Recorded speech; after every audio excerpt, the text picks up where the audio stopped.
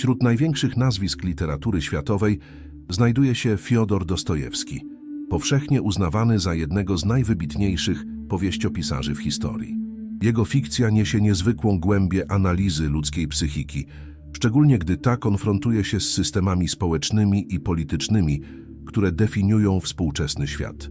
Dostojewski jest zarówno filozofem, jak i psychologiem, wyzywającym swoich czytelników do przemyślenia tego, co wierzą, że wiedzą o sobie, swoich ambicjach i środkach używanych do ich osiągnięcia. Jego historie ujawniają również konsekwencje podążania za zniekształconymi ideami lub nieosiągalnymi marzeniami. Wiele ostrzeżeń i obserwacji Dostojewskiego dotyczących ludzkiego zachowania pozostaje niezwykle aktualnymi, mimo że zostały dokonane ponad wiek temu. Jego narodziny miały miejsce w Moskwie w roku 1821 w rodzinie prawosławnej o dobrej sytuacji finansowej. Jego ojciec, szanowany lekarz, wychowywał dzieci w tym samym miejscu, gdzie pracował, na terenie szpitala. W młodości jego matka zmarła na gruźlicę. Podczas gdy on wciąż studiował inżynierię z dala od domu, ojciec zmarł w tajemniczych okolicznościach. Chociaż dokładna przyczyna nigdy nie została potwierdzona, istnieją wskazówki, że mógł zostać zamordowany przez własnych służących, prawdopodobnie w reakcji na jego nadużycia. Współistnienie z rutyną szpitalną, rodzinnymi wartościami religijnymi i traumatycznymi stratami głęboko naznaczyły młodego Dostojewskiego, kształtując emocjonalną podstawę jego literackiego głosu, unikalnego, melancholijnego i boleśnie ludzkiego. Po ukończeniu studiów w Akademii Inżynierii Wojskowej Dostojewski rozpoczął karierę jako inżynier. Jednak jego rosnąca pasja do literatury i humanistyki skłoniła go do rozpoczęcia tłumaczenia książek w wolnym czasie. Z czasem ten entuzjazm wzrósł tak bardzo, że porzucił zawód techniczny, aby poświęcić się w pełni pisarstwu. To w 1846 roku opublikował swoje pierwsze dzieło „Biedni ludzie”, książkę, która odniosła natychmiastowy sukces i była bardzo chwalona przez krytyków literackich, uważana za pierwszą powieść społeczną Rosji. Ale ten początkowy blask nie utrzymał się. Kolejne książki nie miały takiego samego wpływu i wkrótce znalazł się zanurzony w nieudanych próbach literackich, stając przed coraz większymi trudnościami finansowymi. Częściowo w wyniku tych trudności ekonomicznych Dostojewski ostatecznie zbliżył się do grupy intelektualistów i pisarzy z ideami ukierunkowanymi na socjalizm utopijny. Takie stowarzyszenia jednak okazały się fatalne. W 1849 roku, po intensyfikacji represji politycznych, został aresztowany za bycie częścią tego kręgu. Dnia 22 grudnia tego samego roku Dostojewski został zabrany na to, co wierzył, że będzie jego egzekucją. Z bronią wymierzoną w jego głowę był sekundy od śmierci, gdy nagle nadszedł oficjalny komunikat. Został ułaskawiony. Ta egzekucja była w rzeczywistości jedynie okrutną inscenizacją, używaną do terroryzowania więźniów. Zamiast umrzeć, został skazany na roboty przymusowe na Syberii na 4 lata. Okres, który zmienił jego życie na zawsze. Kiedy wrócił z Syberii w 1860 roku, Dostojewski nie był już tym samym człowiekiem. Traumatyczne doświadczenia głęboko go zmieniły. Gdy zaczął pisać ponownie, jego głos przynosił teraz bardziej mroczny, realistyczny i introspekcyjny ton, zwrócony ku duchowości i ludzkiej psychologii. Porzucił na dobre utopijne fantazje i zaczął zanurzać się w duszy ludzi, kwestionując podstawy ludzkiej kondycji. W ciągu następnych 20 lat, aż do jego śmierci z powodu komplikacji płucnych w 1881 roku, napisał niektóre ze swoich najbardziej wpływowych dzieł, takie jak Notatki z podziemia, Zbrodnia i kara, Idiota, Biesy i Bracia Karamazow. Te książki, które wciąż figurują wśród największych klasyków literatury, odzwierciedlają ostre i często mroczne spojrzenie na istnienie. Wśród głównych tematów, które przenikają jego pisma, relacja człowieka z cierpieniem wyróżnia się. Dla Dostojewskiego ból jest nieodłączny od życia, jest we krwi. Nawet przy całym możliwym postępie materialnym czy społecznym, cierpienie nigdy nie będzie mogło być całkowicie wyeliminowane, jedynie przekształcone w nowe formy. W Notatkach z podziemia, opublikowanych w 1864 roku, konfrontuje się bezpośrednio z nowoczesnymi zachodnimi ideałami, które głoszą, że racjonalność, technologia i organizacja społeczna mogą prowadzić do pełni szczęścia.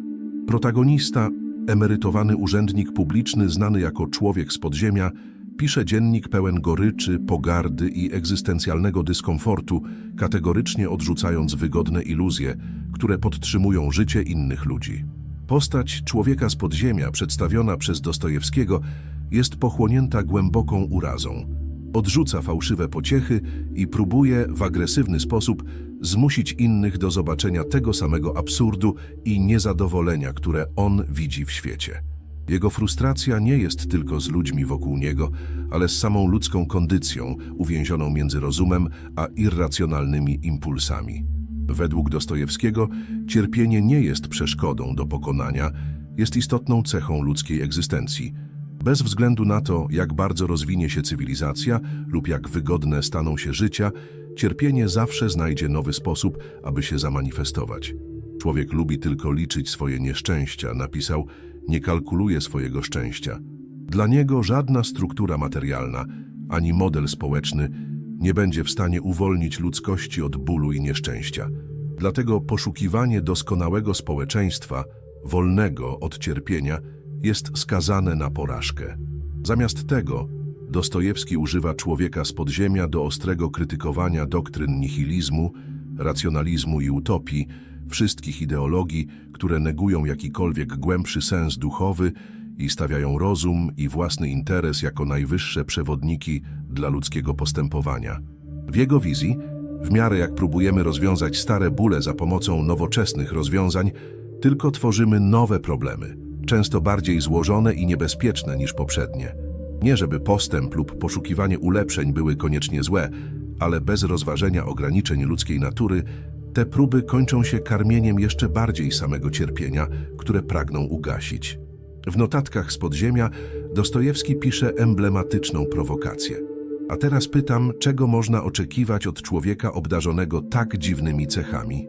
Opisuje scenariusz, w którym istota ludzka otrzymuje wszystko, co dobre, komfort, bogactwo, przyjemność i bezpieczeństwo, do tego stopnia, że pozostają tylko bąbelki szczęścia na powierzchni. Nawet wtedy ten człowiek byłby zdolny do popełnienia jakiegoś okrutnego czynu, tylko aby udowodnić, że wciąż jest wolną istotą. Nawet w obliczu idealnego życia istota ludzka szukałaby z czystego uporu lub próżności czegoś absurdalnego, nieroztropnego lub nawet autodestrukcyjnego. Ta fantastyczna szaleństwo jest częścią ludzkiej istoty i zachowałby ją właśnie po to, aby potwierdzić swoją indywidualność, aby zademonstrować, że nie jest tylko trybikiem w systemie, ani klawiszem fortepianu, który tylko odpowiada na dotyk tego, kto gra. To dlatego Dostojewski wierzył, że nawet gdyby doskonała egzystencja była możliwa, człowiek wolałby ją zniszczyć lub oszaleć w niej zamiast żyć, jakby wszystko było zaprogramowane z góry. Myślimy, że chcemy pokoju, równowagi i szczęścia, ale w rzeczywistości nasze zachowania często demonstrują przeciwieństwo. Jest coś w nas, co sabotuje spokój.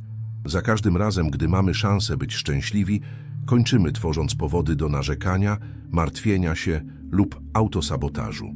Myślimy, że znamy siebie, ale często ignorujemy lub odrzucamy, kim naprawdę jesteśmy.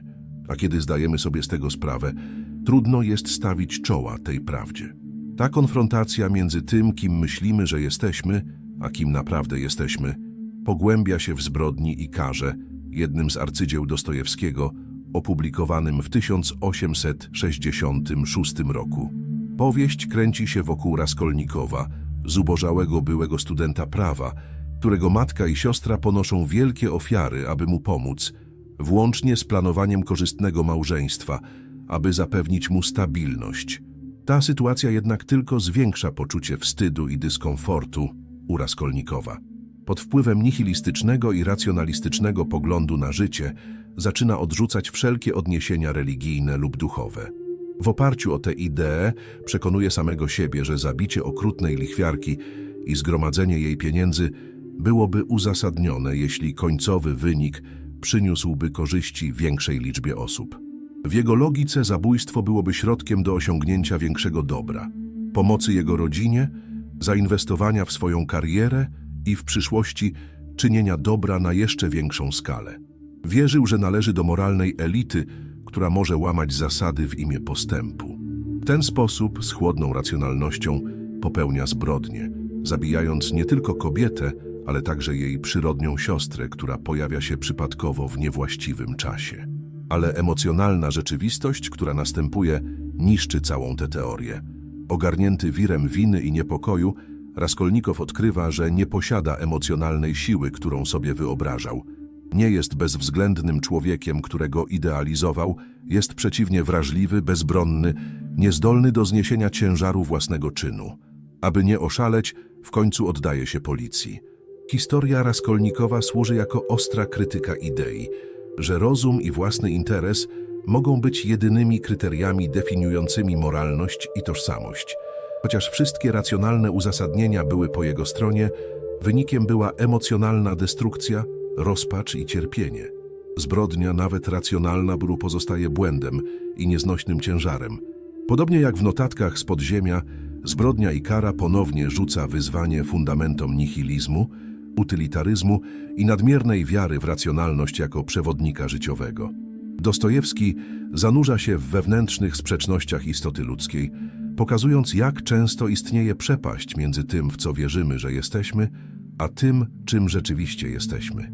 I więcej, że rzadko prawidłowo rozumiemy, kim są ludzie wokół nas.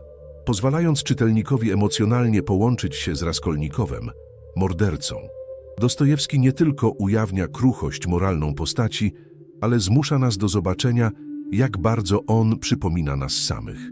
Nie maluje czystego złoczyńcy, ale głęboko zdezorientowaną duszę, podzieloną między swoim sumieniem a swoimi impulsami, jak my wszyscy w różnych stopniach. Ludzki umysł w tym kontekście wyłania się jako scena chaotycznych konfliktów między rozumem, instynktem, moralnością i pragnieniem.